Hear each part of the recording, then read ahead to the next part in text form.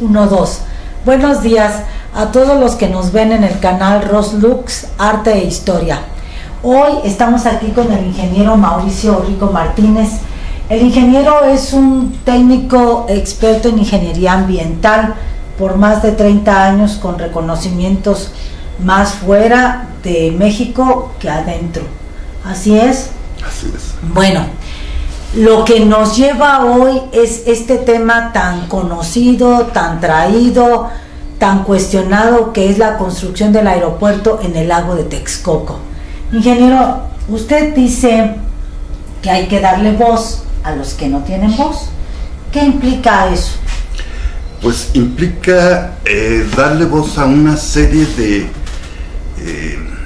especies, tanto animales como vegetales, que no fueron tomados en cuenta dentro del estudio de impacto ambiental y que se están enfrentando a un problema de extinción. Yo creo que es importante porque esta serie de especies pueden hacer que también nosotros como seres humanos nos enfrentemos a ese mismo riesgo. Y ese es lo que ahorita nos reúne. Lo que implica para usted darle voz a los que no tienen voz. Muy bien. Revisando el estudio de impacto ambiental, se han encontrado omisiones en materia de la construcción del aeropuerto. ¿Nos puede usted decir en qué consisten esas omisiones? Voy a citar algunos sin ser extensos. Por ejemplo, en el caso de los peces, tenemos el caso de un godeido, un pececito que es el Girardenitis viviparus, que es endémico del lago Texcoco, y que este pescadito amarillo solamente subsiste dentro del lago Nahuatl, que actualmente está desecando. Tenemos en el caso de plantas el pasto salado Odysstrichis spicata. Tenemos plantas del género Atriples, por citar algunos otros. Tenemos el alga espirulina. Tenemos una serie de moscos acuáticos, como una amplia cantidad de notonectidos, una serie de pequeños camaroncitos que se llaman gamarus. Tenemos una serie una serie de insectos, animales, peces y plantas que no han sido señalados o tomados en cuenta. Que ni siquiera existen, de hecho, o sea, comentan que no existen especies endémicas. Usted nos está diciendo todo lo contrario, negando lo que se está diciendo. Efectivamente. Y además, al no tomarse en cuenta dentro del estudio de impacto ambiental, por lo tanto, las acciones para evitar su extinción no existen. Diríamos que ese estudio de impacto ambiental está incompleto, ingeniero. Desde luego, y al ser incompleto, por consiguiente, es falso. Claro. Y la ley en este caso es muy clara. Si hay falsedad en la declaración de impacto ambiental, se puede invalidar el estudio de impacto ambiental. Y por consiguiente, la ley también es muy clara al respecto. ¿Sí? Ahí tenemos una tarea para los abogados ambientales.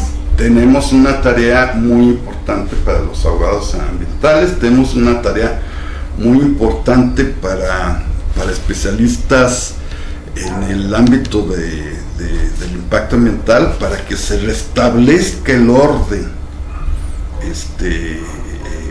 en cuanto a este estudio de impacto ambiental, porque no más va a afectar a las especies, va a afectar a...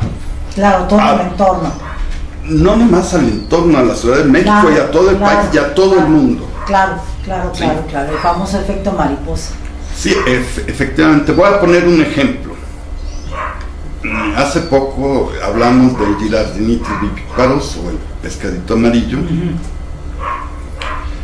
que en este caso es un pececito muy interesante, que es un pez único, es un godeido único, propio endémico del lago de Texcoco, que subsiste en condiciones francamente extremas, pHs alrededor de 9. Cuando hay eutroficación, y ahorita vamos a explicar lo que es eutroficación, los pHs llegan a ser francamente cáusticos. Uno no puede dejar una mano dentro de esas aguas porque se deshace. Llega a un extremo casi de ese tipo. El mezclapic o pescadito amarillo llega a soportar pHs casi de 9. 1, 2. Tiene capacidad de soportar condiciones de sobresaturación de oxígeno y después, durante la noche, soportar condiciones que ya rayan casi en la ausencia de oxígeno. ¿Puedo explicar primero lo que es eutroficación, si me tienen un poquito Claro de que sí, ingeniero, por favor, ilústrenos. Vamos a hablar ahorita, por ejemplo, de un detrito. Un detrito que puede ser cualquier basura, por ejemplo, una deyección de un ave. Un detrito, especifique por favor, ¿qué es un detrito? Es una basura, una deyección de un ave, un animal muerto, es cualquier elemento que ajeno a la vida, que ya o que está a punto de descomponerse, un pedazo de hoja, que las bacterias saprófitas lo descomponen produciendo dióxido de carbono y consumiendo oxígeno. Las algas, que en este caso, en el lago de Texcoco, pero que puede ser otro tipo de algas, porque estamos hablando en general de cualquier lago eutrófico, producen oxígeno, transformando este detrito en bacterias saprófitas y algas en un círculo simbiótico. Pero estas algas requieren ayuda de luz solar. Como las algas acopian más dióxido de carbono que el que producen las bacterias saprófitas, se ven obligadas a tomar el dióxido de carbono de los bicarbonatos del agua, produciendo hidroxilos e incrementando el pH. Esta es la razón por la cual los lagos eutróficos, que son ricos en este ecosistema, tienen pHs francamente cáusticos, lo cual va eliminando casi todos los animales.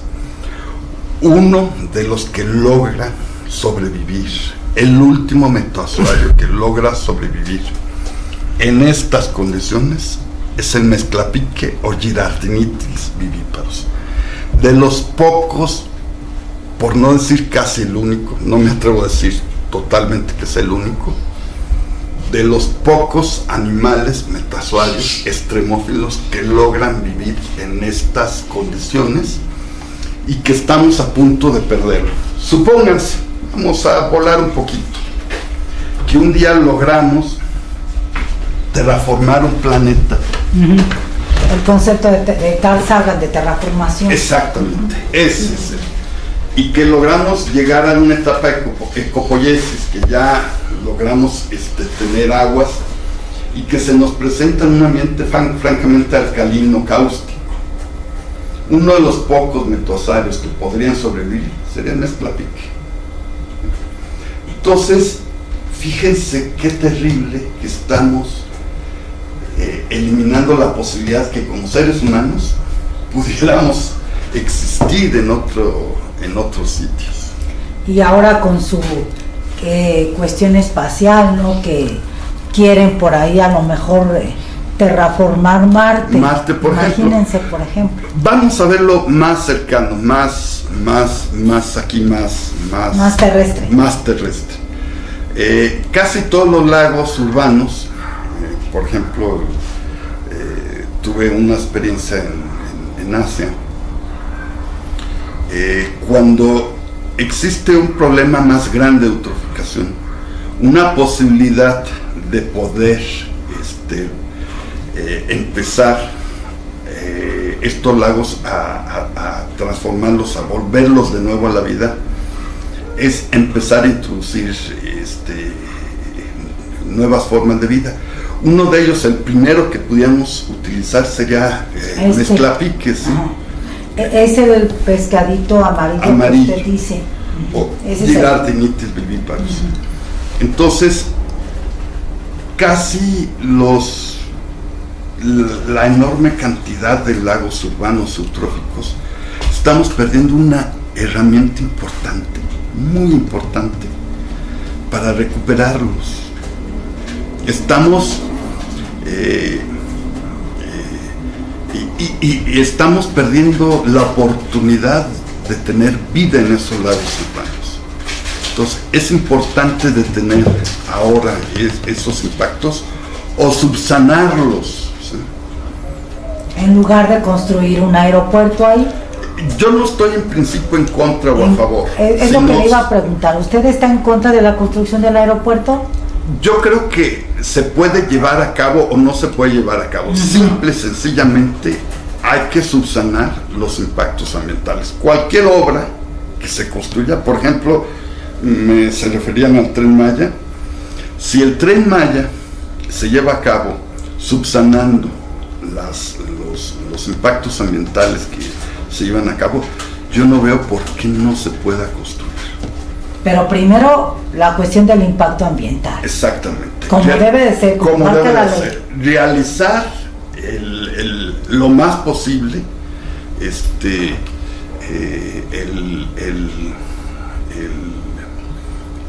el inventario faunístico, que en este caso, en el caso del aeropuerto, lo dicen los documentos, son documentos públicos, que por ejemplo en el caso de las aves, solamente fue un censo que se llevaron a cabo durante 5 días. Es importante resaltar, porque aquí lo estamos hablando, de que no fueron citados biólogos importantes como Aníbal Huerta y todo su equipo. Él es experto por parte de la UNAM. Pero del lago de Texcoco. Sí. Del lago de Texcoco durante más de 10 años estuvo realizando censos de avifauna en todos sus aspectos. ¿Cómo dice Aníbal Huerta. Aníbal Huerta. Es doctor, me imagino, ¿no? No, él es, no sé, no desconozco su currículum. Sin embargo, quiero señalar que no es citado dentro del estudio de impacto ambiental, lo cual a mí me sorprende. Él hizo una importante evaluación en el sentido de que la cantidad de avifauna que se tiene, o la cantidad de aves que se presentan, es proporcional a la cantidad de cuerpos de agua que hay dentro del lago de Texcoco. Si los cuerpos de agua se eliminan, esos aves perecen. Sin embargo, si no hay cuerpos de agua donde puedan ovidepositar, o sea, poner sus nidos y huevos, se van a tratar de presentar allí. Imagínense qué va a pasar cuando un DC-9, cuando un avión pasen 200,000 o medio millón de aves, porque nadie les dijo que ya no había lago, y algunos de ellos se atoren dentro de las turbinas. Pues tampoco contemplan quién va a pagar los seguros de las compañías de aviación o de los usuarios que van a tomar el avión. Sería también un riesgo para los usuarios entonces. Pues más bien de la compañía de seguros, ¿no? O de las compañías de seguros que van a asegurar eso, ¿no? ¿Sí? Todo mundo sabe, los que han construido aeropuertos y los han construido en zonas de humedales o de wetlands, wetlands naturales, que es incompatible la construcción de aeropuertos con los wetlands. Entonces se han propuesto varias técnicas cuando eso se presentan. Sin embargo, lo mejor en este caso es eludir los wetlands. Entonces yo no estoy en contra, soy ingeniero en principio, de la construcción de ningún aeropuerto.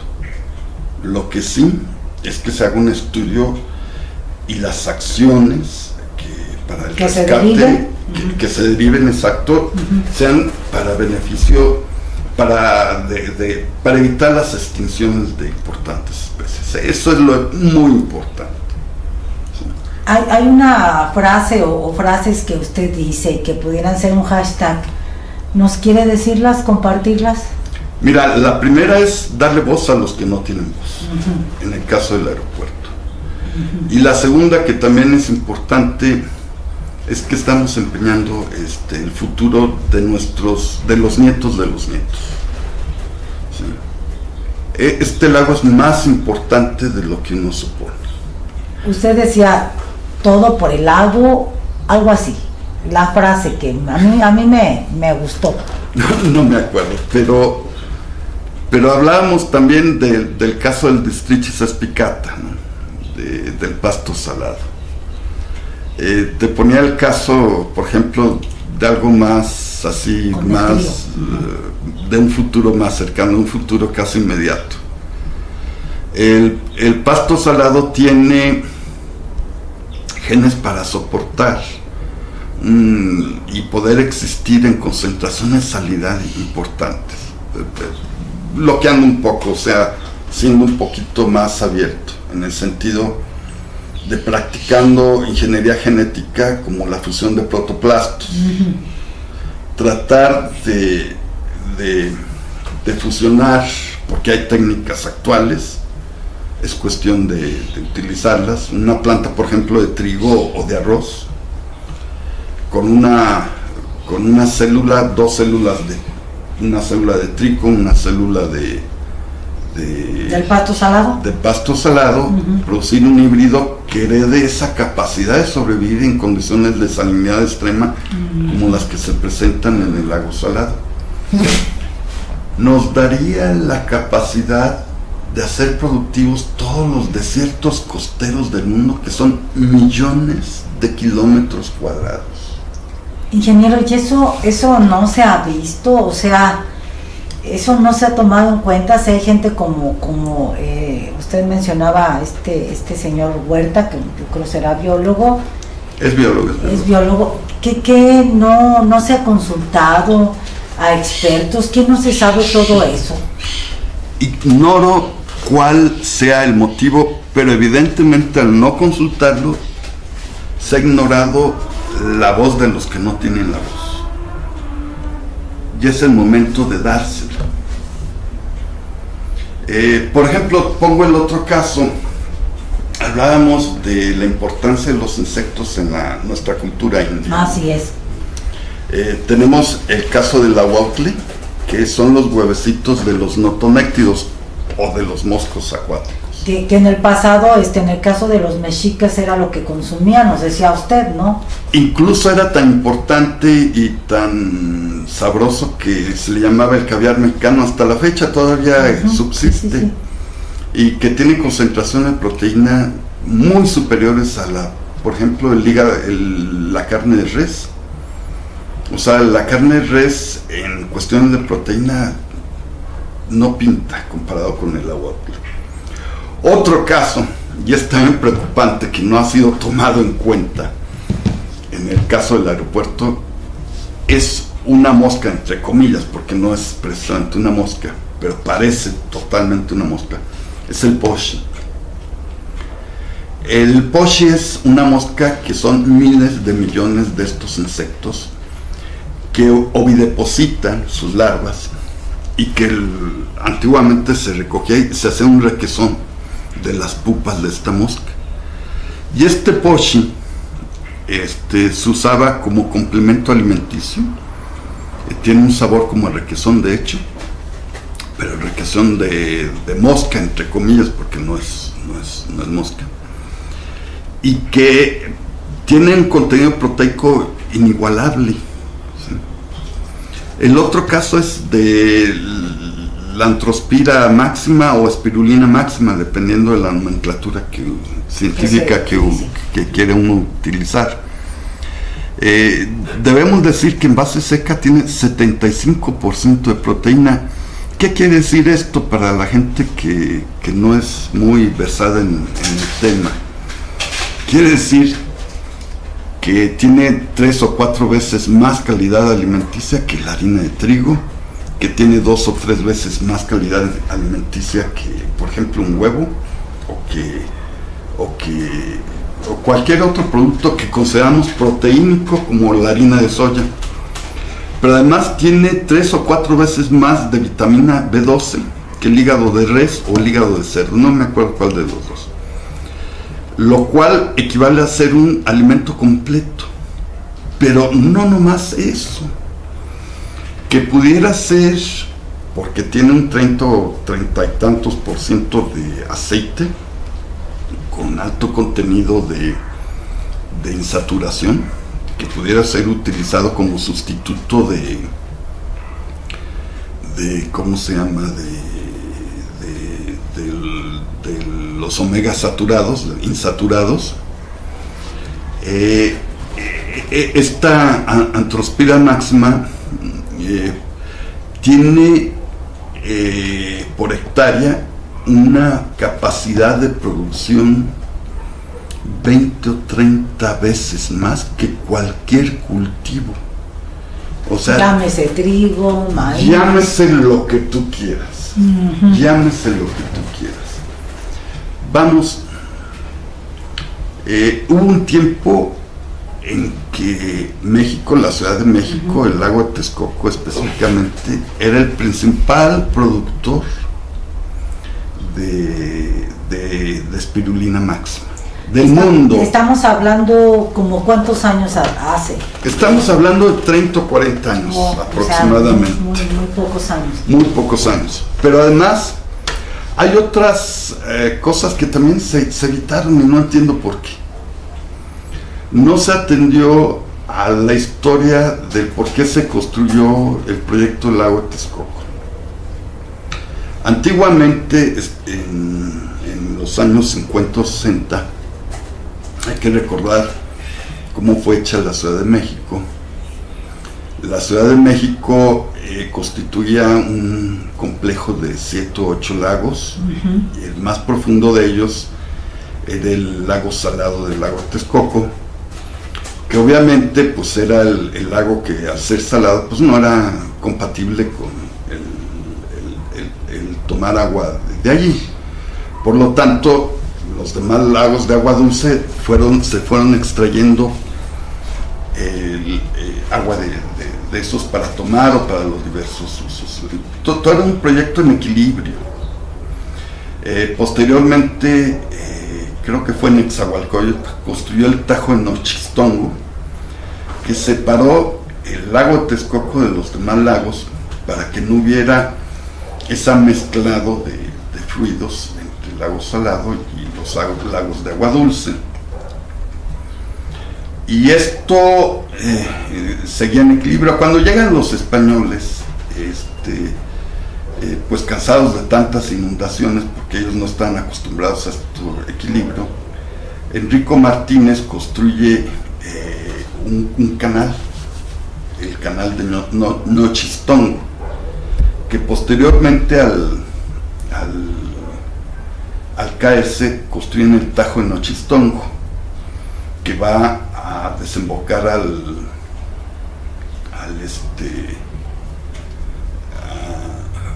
¿cómo se llama?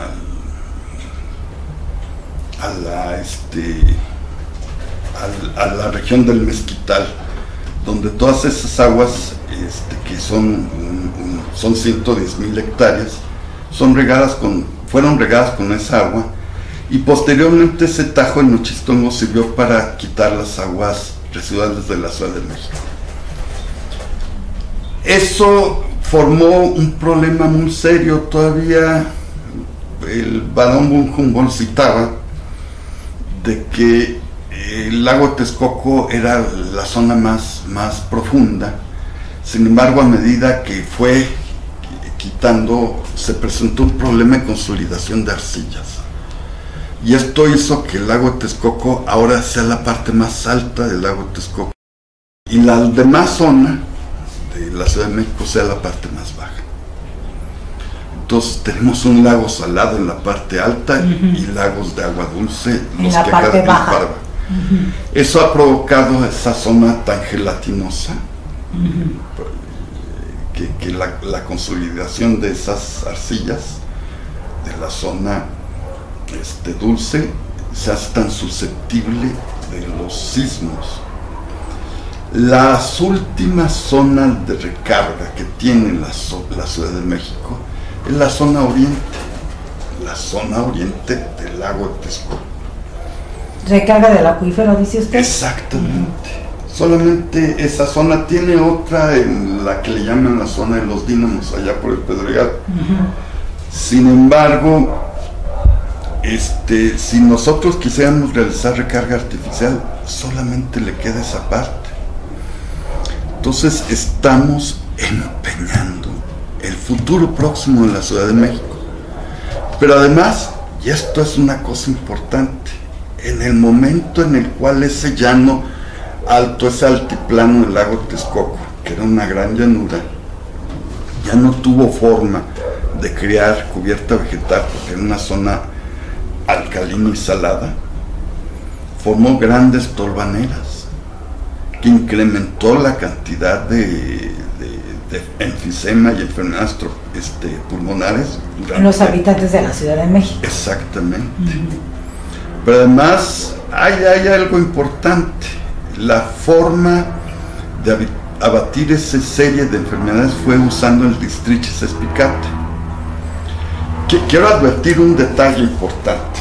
La capacidad de intercambio catiónico de las arcillas hace que la capacidad de consolidación de estas arcillas hace que sean muy compresibles. Entonces cualquier estructura de concreto que se les ponga va a fallar, y esta falla va a provocar que constantemente tenga que dársele mantenimiento, y esto va a provocar que las zonas que fueron devastadas del pasto salado ya no puedan ser recubiertas con otra cubierta vegetal. Se van a presentar las tolvaneras otra vez. Entonces la Ciudad de México puede ser nuevamente devastada, ahora en las zonas más ricas, porque no creo que vayan a vender esa inversión a la gente más pobre. Antiguamente eran las partes más pobres de la Ciudad de México, ahora también van a sufrir los ricos. La pregunta que yo hago: ¿qué rico va a ser tan tonto de invertir en una región que va a presentar tolvaneras y con sus consecuencias en la salud humana? Entonces, que le piensen muy bien los que invirtieron allí. O sea, el estudio de impacto ambiental también protege las inversiones económicas. Se supone. Lo que se está haciendo es una estupidez desde el punto de vista económico, no tan solo desde el punto de vista económico, ecológico, etcétera. Entonces, el estudio de impacto ambiental también protege a los ricos, aunque sí tienen voz. Por desgracia, no es la gente más inteligente que tiene el país, por lo visto. Curiosamente. Algo más que nos quiera decir, ingeniero, ya para finalizar esta entrevista, que yo creo que nos ilustra el por qué no es que nos opongamos al aeropuerto, sino que haya un estudio de impacto ambiental. Que se aplique la ley. Que se aplique la ley. Nada más hay que advertir a los que están haciendo la construcción de las obras actuales. Si alguna de las especies que estamos, por ejemplo, ahorita mencionando, o de las que ya existen en un futuro anterior, antes de la construcción de este aeropuerto, si desaparecen, la ley también es muy clara. Se van a ver obligados los constructores, por haber hecho mal ese estudio de impacto ambiental, se van a ver obligados a restituir al pueblo de México y al Estado mexicano esas especies. Ojalá que sí. Y el costo de sus empresas no va a alcanzar para restituir el daño que han hecho. De antemano les estamos advirtiendo. Bueno, yo nada más quiero agregar, muchas gracias, ingeniero Mauricio Rico Martínez. Servidor suyo. Decíamos un experto que ha sido más bien valorado en el extranjero que en su propio país. retomando de la música de Jorge Reyes el poema que dice: en el lago del ombligo de la luna casi siempre hay una respuesta, solo falta saber cuál es la pregunta correcta. Gracias. Gracias a ustedes.